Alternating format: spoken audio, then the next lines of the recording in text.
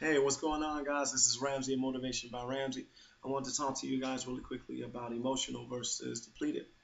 Give you a quick definition of the two. Emotional is when your emotions are in a state of fluctuation. One moment you're happy, next moment you're sad, and you're angry and you're joyful. You don't know exactly where to be. Depleted is when you're emotive, meaning that you display emotions, yet overall you're completely exhausted. And those emotions that you are displaying is because you're a bit confused and you're searching for a place of restoration. Okay? What I want to focus on particularly right now is being depleted and just giving you 11 suggestions that could really, really help you get through your place of depletion and just restore you back so you can feel a lot better. Okay? I want to give you a quick story real fast about my own experience with being depleted. Some years back, I was in a relationship and I was working at Chase Bank. I was being a father. I was a part of a humanitarian work. I was looking and searching for my own business, trying to do some things there. And I have become overwhelmingly exhausted. And at that time, I was really being emotional. And sometimes we can really see on the outside depleted and emotional as being the same thing. They're almost synonymous on the outside, but they're not internally. And the reason why is because internally, when you are depleted, you're just exhausted. You're at your brink. You just don't know what else to do or where to go for your restoration. And that's how it was for me. That's exactly how it was. I was coming off mean, just like a butthole in so many words. Nevertheless, what I really, really needed was just to be restored. And what I want to do is help you guys right now with that so you can just know the difference and go directly after your restoration. All right, cool. Number one way that can really, really help you to be restored is try something more unique and different, okay? That's unusual. Most of the things that we would try when we're already depleted is what we have already done, and they're not exactly the most helpful at that time. Why don't we try something different, okay?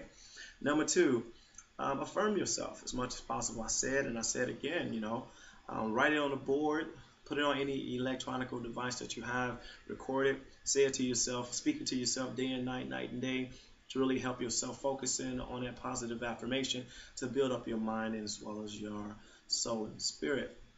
Next one is confirm your place of positivity, mental, emotional, and the way that you live. And as you do that, that leads me to number four, conform to those ways. Okay, conform your way of thinking as much as possible to the most positive and beneficial thing that can really help you just stay in that being, and then you can constantly receive your healing as you already need. Five, entertain as much positivity, motivation, inspiration, all things that is going to benefit you and give you the healing that you need to be restored, to feel better, and to just grab onto that better display of emotions. Okay.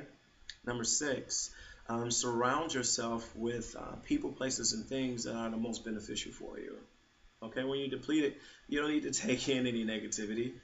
You don't need to be fighting any battles. What's the point of all of that? You're already exhausted. Okay, so just focus in on surrounding yourself with positive people, places, and things, so you can continue to restore your mind and just your place of being inside of yourself. Seven, create boundaries or new boundaries for that matter. Yes, we are limitless beings. You're not bound by anything. However, let's be wise about this. Let's be wise about it. And the reason why we're going to be wise about it is because, hey, if you cross something that's going to cause you to regress back, then you don't want to necessarily do that. Is it helpful? Is it beneficial? No, it's not. So don't do it. All right. Eight, respect yourself and respect those new boundaries that you just created or your boundaries, period. You can't keep like teetering back and forth or, it's going to be pointless. You're going to just stay exhausted or depleted for that matter, and you will never get the restoration that you deserve and desire. Next, as much as you can, speak and go to as many places. That's the most positive thing for you. And stay away from and don't speak about any of those things that are not. Um, reason being is because, as I suggested earlier, with surrounding yourself with all positive things, if you entertain or speak or do any of those things that are not the most helpful, you will only begin to perpetuate exactly what has already occurred in your life. You don't need that. Okay? 10, repeat the process. All right? And apply it over and over again. Okay? But also, as you're applying it, create balance for yourself. Okay? Begin to open up to some things you had did before that can really, really help you out, that you felt good about, and that will just not, hinder you of any sort. Okay? And last but not least, 11, try not to resurrect any old habits, like trying to do too many positive things at once. You're only replacing one habit with another, or one um, depletion, form of depletion with another. Something you're doing the same thing over and over again. Is it beneficial? And if it's not, it's okay. You don't need to do it. You don't have to do it. All right, cool. That's all I have for you guys today. This is Ramsey at Motivation by Ramsey, and as always, why can't you do what it is that you love to do?